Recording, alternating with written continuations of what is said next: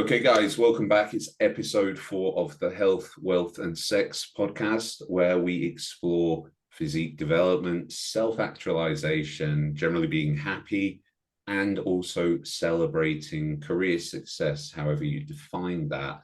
And tonight we've got a special guest, Dr. Eleonore Vatin, and she's got a fantastic bodybuilding journey, a multinational bodybuilding journey. As well as now settling in to the UK as a vet. So welcome, Eleonore, and hi, Alex, back again. Back again, here I am. Thanks for having me. It's our pleasure. Thank you for coming on. Yeah, would you like to maybe start off just by telling everybody a bit about your journey in bodybuilding and across France, Romania, and UK? So I have kind of, I would say, special journey because I'm French. I studied lifting in France, and then I moved to Romania for my studies. So I started going to the gym because first I was just training at home with like some programs like Insanity and stuff. It was kind of cardio body weight because I'm living like with my parents in the countryside, so no gyms around. So when I moved, because to become a vet in France, you have to do 2 years of kind of preparatory school. So it's high school, but very, very hard. So you still have the same topics, like subjects like mathematics, biology, physics, everything. It's just extremely, extremely hard. So after 2 years of that, you can take the exam to enter the vet school. Yeah. So I had to go through that, and I had to move to another city in France. And this is when I started going to the gym because it was a big city, so I could find a good gym, and I started training there. So my bodybuilding journey started at this point. I was extremely small because I was chubby in high school, and then I was just cutting very aggressively. And I was like 42 kilograms. So I was extremely, extremely small, and I didn't have a lot of muscle mass at this time. So I was just like kind of skinny fat. Then I went to the gym. I was very serious from the very beginning because I'm kind of a neurotic person. When I start something, I just go for 100%, research everything. Yeah. Exactly. So I was very serious from the start. I had a program. I was writing everything down. I have like logbooks from the very beginning. And so I trained for 2 years like that while going to the preparatory school. So it was extremely intense. My life was only work, train, work, and that's it, like nothing else. And then I took the exam. I got the written part, but not the oral part. So I couldn't like enter the vet school in France, but I kind of knew about that because I'm shit at math. I'm very so I can relate. yeah, I knew it wouldn't work because I'm shit at math. I'm shit at physics. I was working very hard, like very, very hard. But I think when you don't have the math, like kind of skills, it's not in you, then even if you work very hard, it won't work in the end. I was very good in biology because like it's kind of more like veterinary stuff, but math and physics, no. So first things first, before like taking the exam, I thought about where I could go for vet schools in Europe. So you have several options like Spain, Belgium, Switzerland, and Romania. And I knew a friend there, and she told me that she absolutely loved it. So also it's a less expensive option because you have to pay, of course. And I just applied there, and I got like, it was fine for me. I could go there. So I went there after my 2 years of preparatory school. And then I just discovered a new country. I went there by myself. I was 19 years old with my cat and my luggage, and that's it. And my parents were freaking out. And I discovered something different. But like when I was in France during preparatory school, I was training very seriously, but it was not the same approach I had because I was only thinking about dieting, because I was so scared to gain fat that I was always eating like 1,200 calories, 1,400, as I couldn't bulk. I was so scared of getting fat. So I made some progress, of course, because I was very new. I was just a complete beginner, but not eating, like always under eating, even training very hard. I gained some muscle, but not crazy amounts.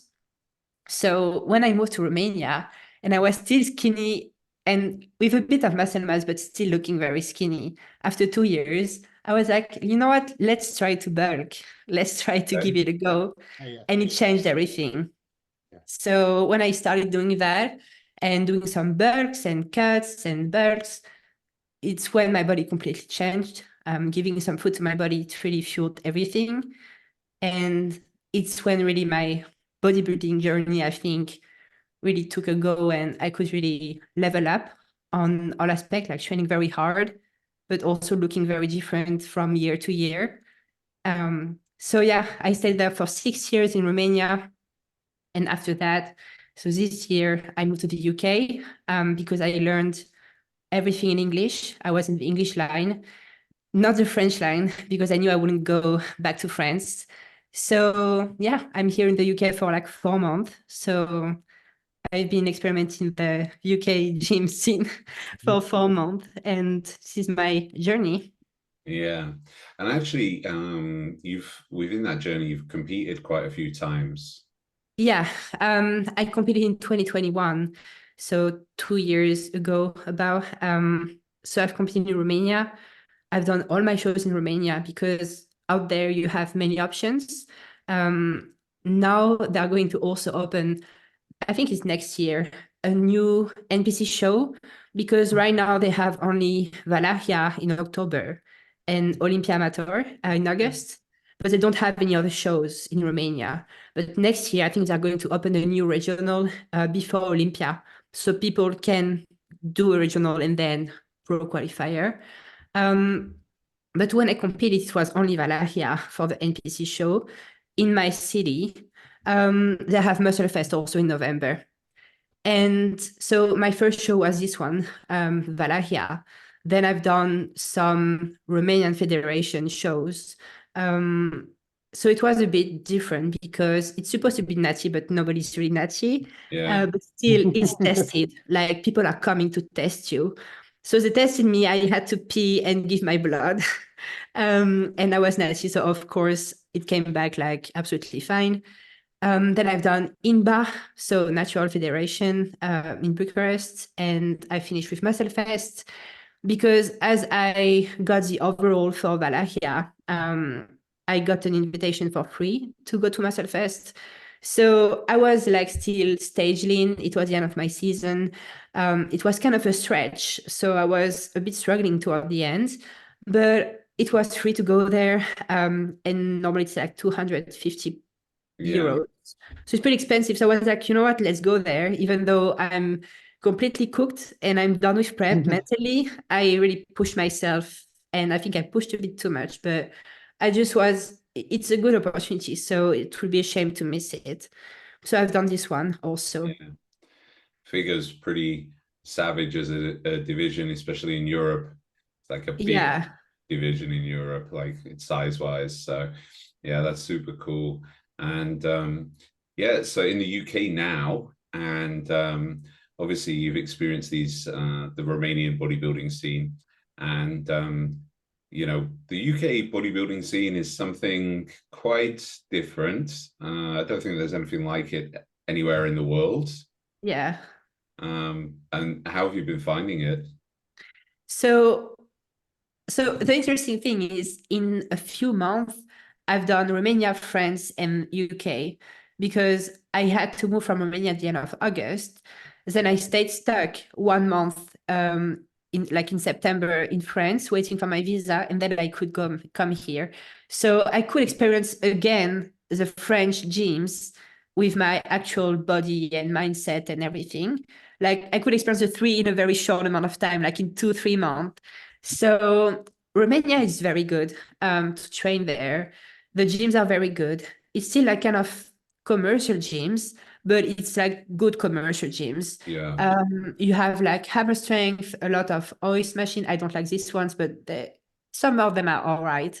Like you have a lot of Panetta stuff.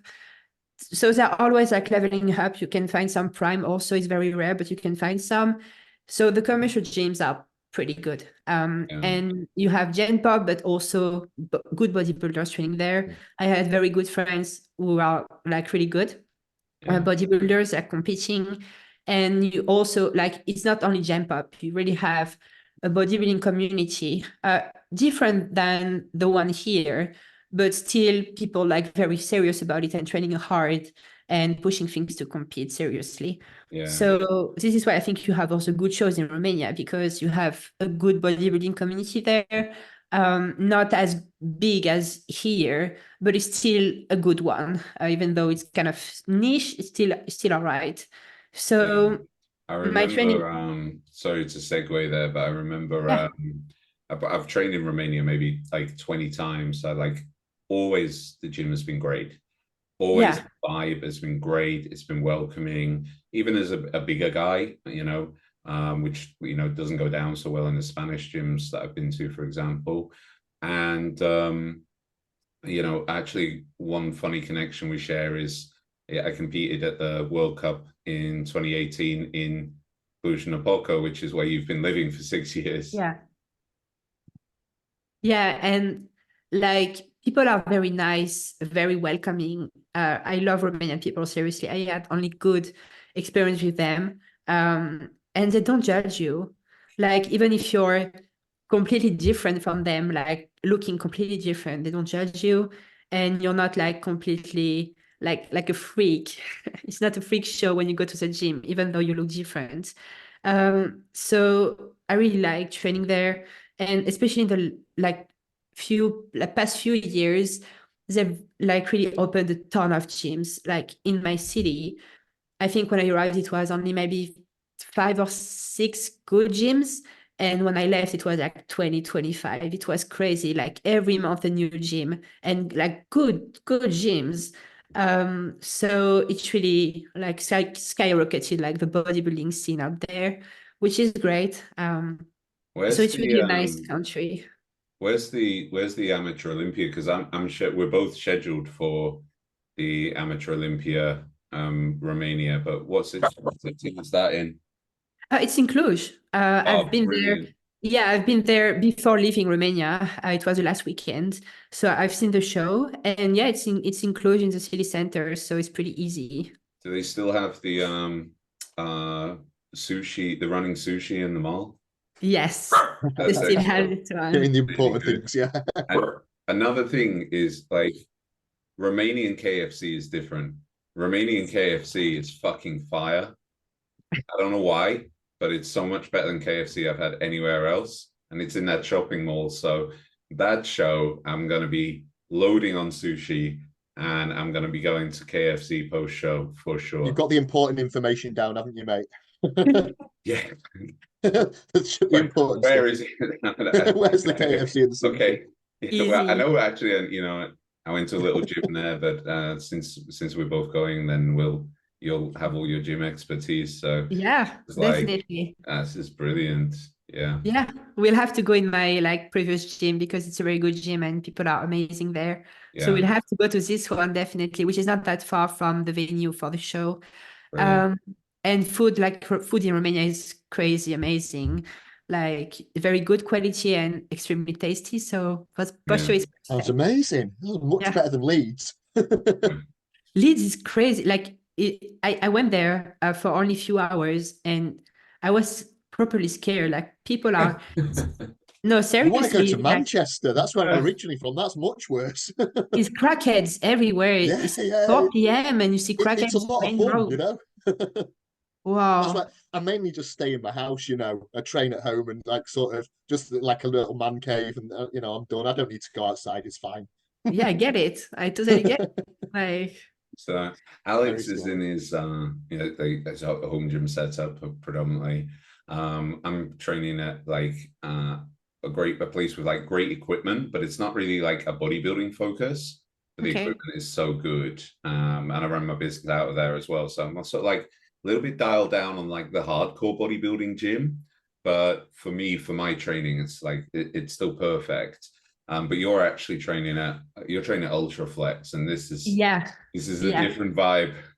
It's a different vibe because so the funny story is that I moved here to go to this gym because I was looking, bodybuilding is so important for me. I'm a coach, I'm an athlete, so it's a big part of my life. So yes, I'm a vet, so it takes also a big part of my life, but bodybuilding on the side is very important to me. So when I had to move to the UK, I've never been to the UK before. So I was thinking like, where could I find a good gym? Because I need to be close to a good gym because it's so important for me.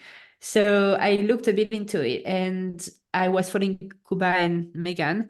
And I found this gym and I was like, it looks like one of the best, at least in the country.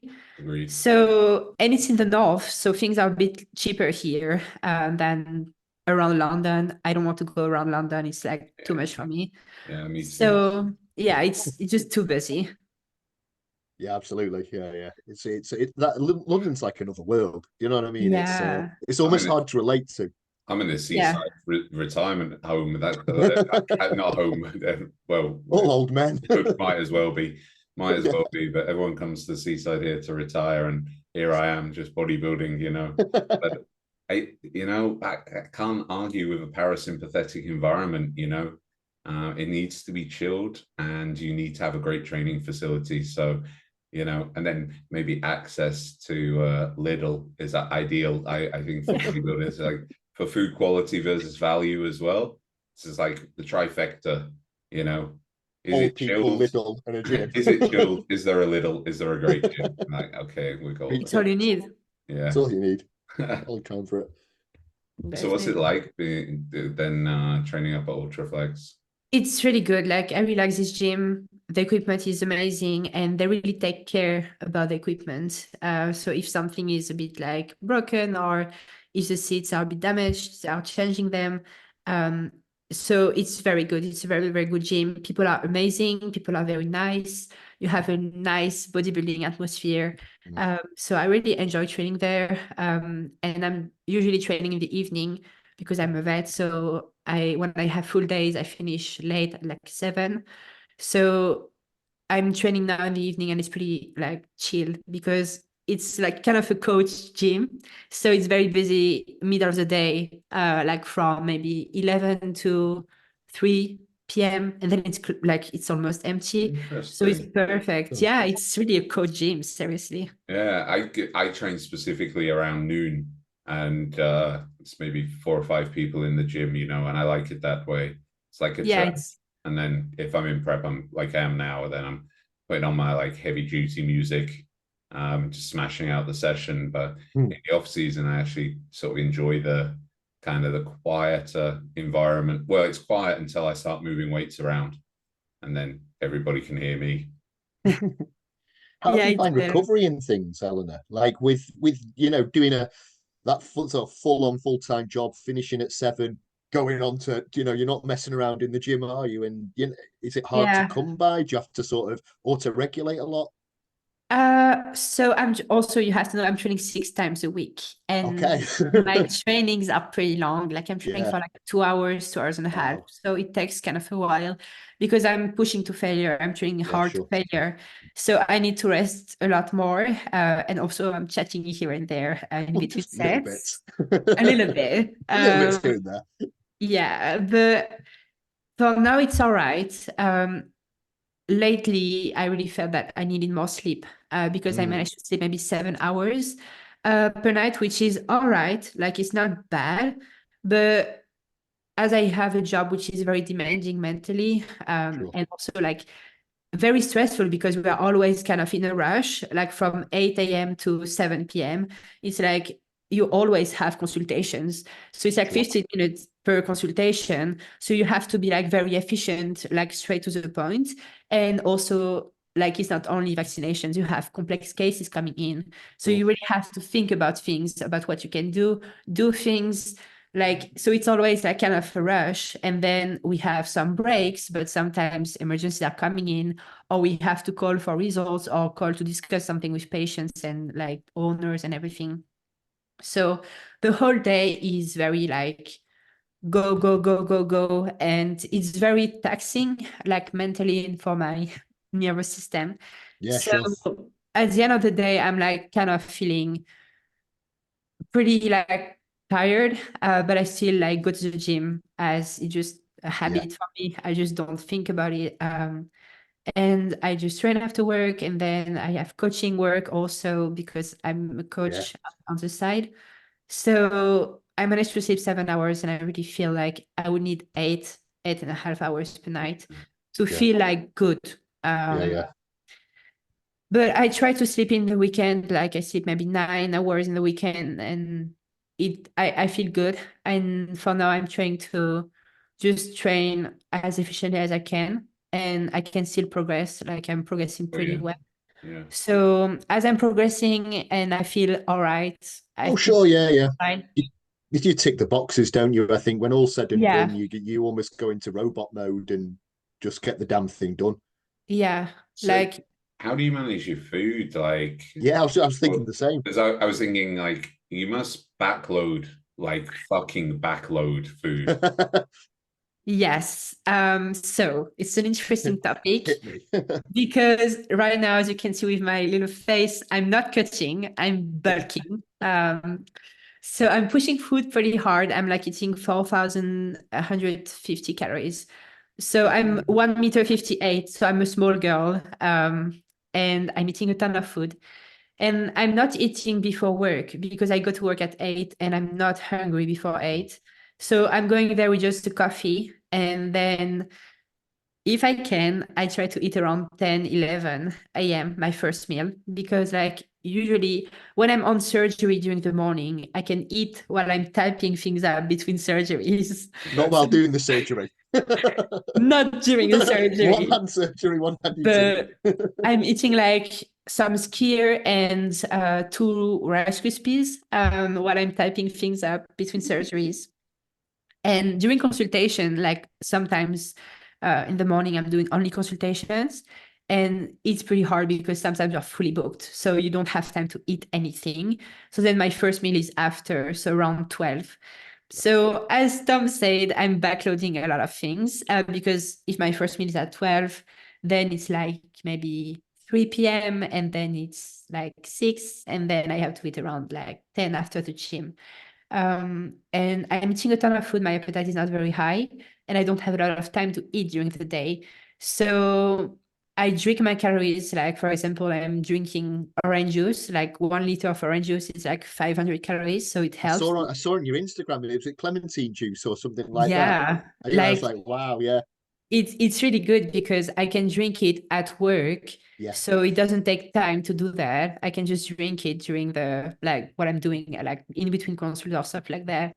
And as I'm eating 705 grams of carbs, I'm really like pushing the fruits because it's only carbs.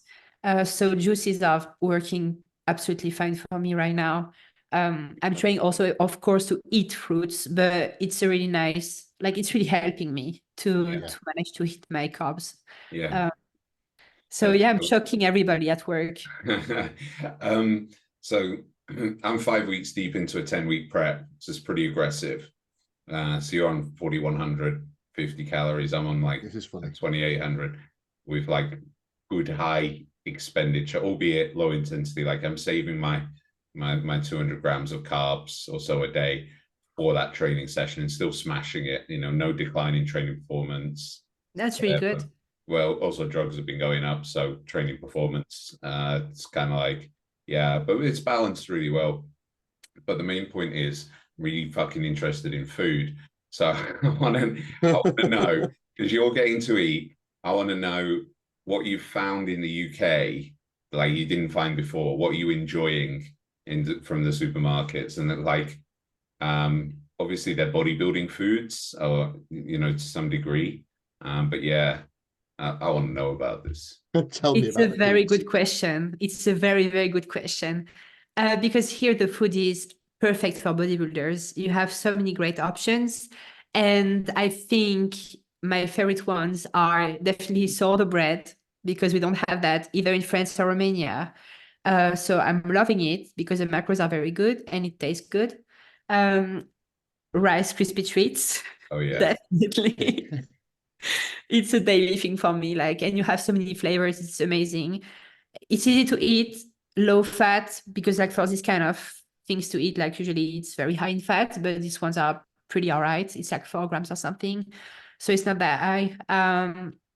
So I really like Rice Krispies.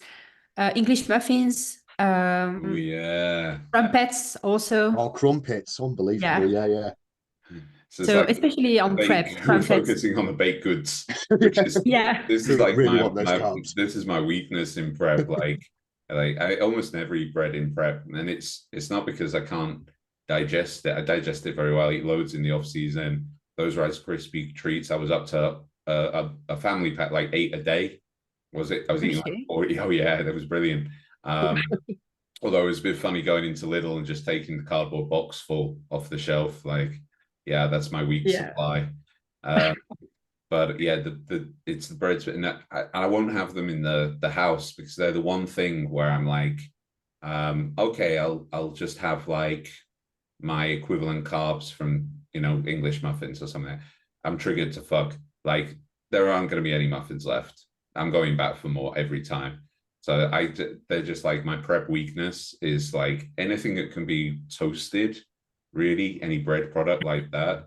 I'm like, yeah. Bagels. Fuck yeah. I mean, the Marks and Spencers, by the way, do sourdough bagels, and it's worth the trip. And I'm getting a bunch of them when I go, putting them all in the freezer. But once you've had a Marks and Spencer's sourdough bagel, multigrain is my favorite. 5 minutes in the air fryer, and I guess from frozen, and they are fucking fire. You can't go back to the New York Bagel Company or anything like that. They are shit by comparison. Okay. So I'm giving you this one tip. Like you've been thinking about this a lot, haven't you? And it's a life-changing experience. Trust me. I can tell you're in prep. You're like, yeah, it's like a beautiful story, I live vicariously through other people's enjoyment of baked goods. Never heard about sourdough bagels. Like I've never seen that or heard about that before. Yeah, no, they are fucking brilliant, and they digest so good. So they're like a win, and we're all about the wins. Like with our food, I think you're the same, but like the palatability and quality need to match. Like I'm not eating food purely for function. It's got to match function, all my nutrition, and it's got to be the food I'm preferring to eat every single time. Like I'm still in prep. Like I'm really looking forward to my prep meals. None of it's like what I would call punishment food that I used to prep on. I used to take the cooked chicken breast in the Tupperware. I'd throw in frozen broccoli so it would defrost and stay cold all day, which meant when you ate it made your stomach hurt. I'd have that twice a day. I'd start the day with 500 grams of egg whites, and I'd have 3 protein shakes with some almond butter, because I was very busy at the time with working on my feet, and I couldn't get solid meals in most of the time. So and then one cheat meal a week, which was pizza and like takeaway pizza and Ben and Jerry's, which is still now like a reward pathway, even though it makes me feel disgusting. It's really expensive, and I get really bad digestive distress from it. So, but still, like when I'm having a craving, it's always like fucking pizza and ice cream, because that fucking 16 weeks, I was on like 1,500 calories a day of pure like not, I wouldn't say misery, but it was pretty shitty not food. Great, It didn't need to be. And so like still in my brain's weird set of reward pathways, this food that absolutely destroys me, my wallet, and after a slice I'm kind of like done, but determined to finish on because I paid 40 quid for it, and it's like so expensive. Yeah, horribly so. Yeah. I mean, I've overcome it now. I never order it. I've got a mantra: big boys with big goals don't eat Dominoes. That I have to say out loud when I get the thought. I had mindset coaching. It works. But I also keep like some Magnums and Mars ice creams and frozen pizzas in the freezer, because if I do want that, that's fine. It's like 1,000 calories for pizza and an ice cream. And if it's in the off season when I want it, which would be maybe once a week, and it keeps me away from that. But yeah, it's still my favorite thing to eat. So anyway, that's enough about me and food. We should move on. It does make me roll my eyes, though. I think a lot of damage has been done with the whole. I don't eat food for enjoyment. I just eat it purely for fuel. And it's like, where's the middle ground? Like you were saying, Tom. I need it to hit my goals. I don't know where my protein needs to be. But I'm going to lean into foods that I enjoy. I'm not going to unduly seek out suffering and punishment so that I, like you set up a reward system. It's it's not the way to go. Eleanor, Alex is quite like OCD, like very meticulous. Oh yeah, he's very meticulous. We both have like a tendency towards high sympathetic drive, but his might be higher than mine. So this is really going to fuck with him. This is really going to fuck with him. Okay, Alex, Eleanor does not eat her protein sources, carb sources, etc. combined very often. They're large, so she'll eat just carbs on their own. Yeah, I'm a bit weird. Like, first, I'm a bodybuilder. I'm not doing meal plans or anything. I'm not doing meal preps. I'm just like eating kind of flexibly. So I have macros and calories to reach, of course, but my meals are completely different every single day. I still eat things I like, and I still have things coming every day, like, for example, steak or chicken or like pasta or stuff like that. It's kind of a daily thing, but I'm very flexible around that. I eat what I want to eat. And of course, I still keep in mind like quality and nutrition and stuff like that. But if one day I want to eat rice, I eat rice. If the next day I want to eat pasta instead, I eat pasta instead. I don't have a meal plan or something very strict. I just can't. Like, it's not enjoyable for me. And with my work, I just cannot do that. Definitely not. I used to. Sorry, my apologies. Yeah, I used to do exactly the same with that. I still love flexible dieting, and I used to eat anything I almost wanted to, hitting my calories, crucially, hitting my protein, having enough fruits and veggies, and I loved it. I was a primary school teacher, so not similar to yourself, but bang, bang, bang, move. Yeah. What happened to me eventually, which made me almost have to sort out a meal plan for myself, is I started to get gastrointestinal issues. Nothing major, but sort of I started to get bad reflux and all the rest. So in the end, I had to almost fall into foods that didn't aggravate anything. But if I could smash Pop-Tarts every day, I'd probably be back in a moment. No, I wouldn't. No, of course not. You still have your own eating pattern that you own, and I'm probably even more dissimilar to both of you. I'll find meals that I really enjoy that fit my bodybuilding goals 100%. But once I lock in on that pattern, I stay in that pattern until I get bored of a meal, and it can take an awfully long time. Like, I changed my meal one twice this year, and it's only because I went from a surplus to a deficit. I've eaten the exact same day on repetition, no dietary adjustments, other than to swap some chicken thighs for chicken mini fillets. I look forward to every meal, but I repeat that pattern until maybe I want something different. And actually the variety in this current meal prep is instead of my general 200 grams of ground beef twice a week, it's 200 grams of fillet steak. That's the entirety of my variety, and I couldn't be happier with it. Like, it's perfect. So whatever works, right? You've got to love what you do. You've got to love the way you eat, well, whatever that looks like, because ultimately you're going to turn up every day and do it for decades, probably. If you're in this for the long haul, so you do what makes you happy, really. Yeah, definitely. And you got to perform like all day at the vets and in the gym, So you need the food and you need the quality. And then it's an additional challenge, I suppose, is to either cook that food and make it palatable so you enjoy it, or stray away from this narrative of we have to eat in this certain robotic and unpalatable manner for bodybuilding, which is just from fucking YouTube videos, really, of the guys in prep just eating, you know, fish, rice, and green beans over and over again. Yeah. And there's 1,000 muscle and strength videos that is what bodybuilders eat for breakfast, and 1 in 100 is not egg whites and oatmeal. Like, I've watched, of course, in prep, I'm watching these things, and every time I've watched what bodybuilders eat for breakfast, it's like, right, egg whites and oatmeal, and they're almost always identical. Like, it's crazy. Crazy. Just the idea that that carries forward. Okay, so I'm bodybuilding now, so I should eat egg whites and oatmeal for breakfast. And for me, that's not an enjoyable meal. If it was, then happily I would eat it. Exactly. Yeah. Comes bro law, doesn't it? You know, passed down. Yeah.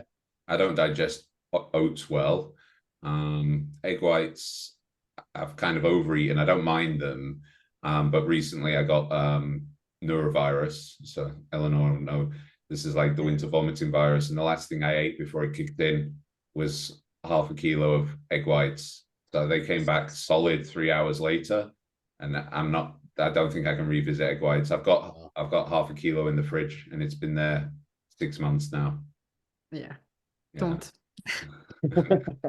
Definitely don't. Yeah. But yeah, also, like, you have to think about what's efficient for you, because if you are doing like a full-time job and bodybuilding and other things, you don't have time to cook like for 3 hours per day. So you have to go through the very efficient, not really fun food, because it just works better for you. You have to think about time management. Like, for example, I don't have time to cook. I don't also like enjoy cooking. If I was like crazy about like, I love cooking, then I would make the time for it. But I'm just like cooking what I have to cook, like cooking pasta, boil my pasta, or boil my rice, or I'm just like doing the essential thing.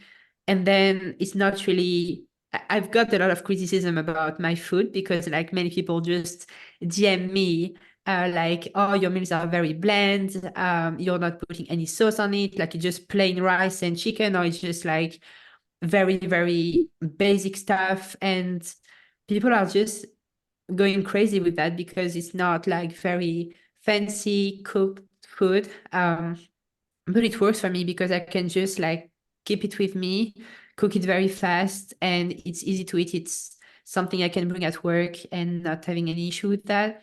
So and it's just like what works for you. It's not all you eat, you know. At the end of the day, if you have a relatively simple meal a couple of times a day, but you're also having Rice Krispie treats and baked goods and things like that, and, you know, off-plan meals and things like that, there's no reason for it not to be that way, you know. But there's everybody has to find their pattern that kind of works them, and mostly it's like trying to copy and paste this pattern that's guaranteed not to work. So we kind of speak in these broad principles of, right, you know, does it tick your nutritional boxes? You know, like, is that adequate, like fruits and vegetables? Does it digest well? Is it convenient? And do you have enough quality protein, you know, healthy fats and so on? But like, how you assemble that, how you break it down through the day, like, there's so many variation on that. It's insane. Yeah, you know, it doesn't have to be one way. And it's funny, food's such a trigger for people. I tend to find, like, they get very dogmatic with it. Almost becomes like a religion. Like, well, what camp do you fall in? Are you? It's like, no, I just sort of eat foods that I like that don't make me collapse at the end. It's that's it. You know, that's my religion. The identification thing, isn't it? I identify as a vegan. You know? Yeah. Well, where's my group? Where's my tribe? It's like. I mean, don't get me wrong, like, I'm always going to respect like ethical and religious choices. That's absolutely fine. But tribalism around sort of eating patterns is certainly a thing. And Facebook groups exist for, you know, the keto club and stuff like that. And it can be very hard to challenge that narrative and say, you know what, like, you might thrive on that eating pattern. All right. Some people will, but chances are that you probably won't thrive You know, you might do better than you were depending on your start point, but there's also probably opportunities in that eating pattern, and, you know, finding what's perfect for you and your current setup. So you might find, you know, I don't know, you take a pro card, you got the potential for it, you know, you take a pro card and you want to pursue that, and maybe you get a sponsorship, and your day changes and your eating pattern might, you know, since I work more from home and, you know, things like that, I tend to eat a fresh meal most every time. You know, I'm fortunate like that, but I've also been through, as I say, you know, for convenience, you know, these like horrendous diets, and also, you know, getting up in the morning and meal prepping, you know, 5-6 simple meals to take through the day. Budget's been a concern. So inevitably, you know, I'm compromising, because what I can afford is like basic chicken and basic rice and basic frozen vegetables. So that's a lot of what I would be eating, you know. I wouldn't even have whey protein now. Like that's a budget consideration. That shit's expensive now. It used to be like a cheap protein source, and it's like fucking $50 a kilo. Yep. I mean, steak is cheaper. The fillet steak is cheaper than 50 bucks a kilo. Definitely, yeah. And food is pretty expensive. Like, as a bodybuilder, especially when you want to eat fruits and veggies and good quality proteins, it goes very fast. Like, I was speaking with one of my colleagues yesterday at work, because she's seeing, of course, all the food I'm bringing, and people always like ask questions or just look at you, what you eat and stuff like that, especially because I'm a bodybuilder, so I'm a bit different. And we were speaking about food, and I told her, like, my food shop for 1 week, it's about like between 150 to 200 pounds, because yeah, but I'm eating a ton of fruits and veggies and everything. I suppose with the convenience aspect versus my home cooking, there'll be probably a substantial difference. Yeah. Yeah, and I'm eating a lot of bread and stuff like it just also, okay, I'm bringing also like some things for my pets and stuff, so it's not only food, like, okay. But it's still pretty expensive, and it's not discounted. For example, I go to Tesco, I have my club card, I'm checking the discounts and stuff, and all the discounts are like, I don't know, it's like a reasonable price. Yeah, exactly. But fruits and veggies, nothing. Meat, nothing. Like, all the things I'm eating as a bodybuilder is not discounted. So yeah. Well, you know, I love Lidl, and it's next to my gym, and it's kind of a posh Lidl. They've got great food there and everything. And I've been getting away with like $100 a week for my entirety of my food. Wow. Off season, maybe closer to 150. But because they do like they have good prices anyway. But they have their little, like, as you spend so much, if you're using the app, every so often you'll get like 10% off, or I got £10 off twice this month. But okay, I've got that 10% off, so I know like this week I can stock my larder the last 7 days, so I can kind of do that. You know, they have the big bags of jasmine rice, and so I can get like a whole bunch of stuff that lasts a while, and save 10%. And yeah, I mean, you have to look out for these things. Like I can shop at Sainsbury's and these kind of things, like it's within my budget, but actually the food quality is not better, and it's not more convenient. And then now I notice how much cheaper it is. I'm like, okay, this is like the UK bodybuilding shop, or Aldi maybe, but yeah, these are perfect actually. And if you are on a budget and you're not exploring those grocery stores, because I don't know why, maybe you perceive them as lower quality, they are not. Like, that is absolutely the route to go, because it adds up over time. You know, you're spending an extra £50 on your shop a week that you didn't need to. You know, that's quite a significant amount per year. Yeah, absolutely. I'm absolutely abysmal for doing my shop online and being like, oh wow, it's coming really cheap this week. Yeah, yay me. And then halfway through the week, for some reason, I don't count wandering around to the corner shop and buying some more. It's like, dude, that's still out of your financial not adding budget. In off-season sushi. Like, if I'm going sushi, that's an additional £100. Oh, look, my Zoom's giving me a thumb up bubble, right? Sushi, an additional £100. Hey, there you go. you know, and then I always like to go for a fancy breakfast in the off season as well. And sometimes I'll make that at home, but I'm buying the smoked salmon and all of these things. So I don't include those in my like basic budget. But is that how you're getting around it? If I did, Yeah. Okay. it could probably be closer to £300 a week. Yeah. That's more like it. Yeah. I No, was, it makes I was sense. I was on 8,000 calories and I eat quality. Come on. Yeah, definitely. It adds up. Yeah. It does. It does. I know. Right. I think that's enough food talk. And Eleanor, it's been amazing to hear your journey, and hopefully we'll hear a bit more in the UK scene. Really looking forward to Cluj-Napoca Amateur Olympia. That should be my third in a row, so I should be starting to peak by then. Because I've got Alicante, Estoril, and then Cluj-Napoca, and then a little break before Las Vegas, and then finish, because I'm Masters, isn't it? I'm doing the Euro Masters in Italy.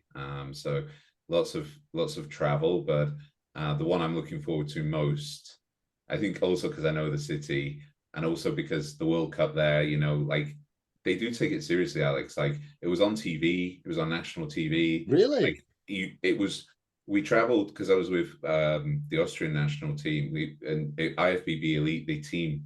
So, you know, we traveled as a team, we had team tracksuits and so on. And it was like a 2-day event, and, you know, the arena was pretty full. The TV, like it was the first time I think I ever felt like a proper athlete. Yeah. You know, before I'm posing in like a hotel lobby, you know, sort of like smaller auditoriums and things, some, you know, nice enough, but quite often with like 50 people in the crowd and nobody in the world giving a shit. So it was like, yeah, they like it, and they treat it as a sport, you know, they respect it. I have respect for it. Yeah. I don't think we even see over here, like within our community, it's respected, but outside of that, it's generally misunderstood. And yeah, I think that that's probably why. Maybe that and Vegas, but I live in a retirement village by the seaside. Like I'm not sure that. I think Vegas might be a bit overstimulating. I think I'm going You'll to have to run back after Vegas. Yeah. Hotel, gym, some kind of cheap meal, and then like back to the hotel.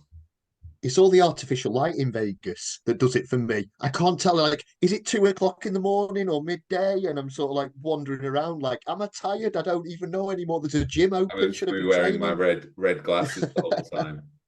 Just like daytime, nighttime. I'm just wearing it's too blue light confusing. blockers. Yeah, that's cool. So really looking forward to that. Yeah, Thank it will be you so fun. much for coming on. And You're welcome. yeah, hopefully we'll be able to get you back on again soon for like an update in prep. Yeah, I'm coming. Like I'm starting prep in 6 weeks exactly now. So 1st of April, and it's not a joke, I'm starting prep. So yeah, it will be interesting because last time was 2 years ago, and I'm very different now. My physique is completely different also. So it will be very interesting to see how I look. I'm a bit scared, to be honest, because I'm scared skinny. But we'll see. We'll see how it goes. Are you excited as well? I'm very excited. I'm very excited to see the work done and to see my physique lean again, because I've been bulking for a long time. So I'm just used to see my body fat right now. So I'm really excited to see my body lean, see and push myself, because I like prep. I like pushing myself. But also I'm so scared to be still too small, because it has been so long that I don't really know how I look stage lean.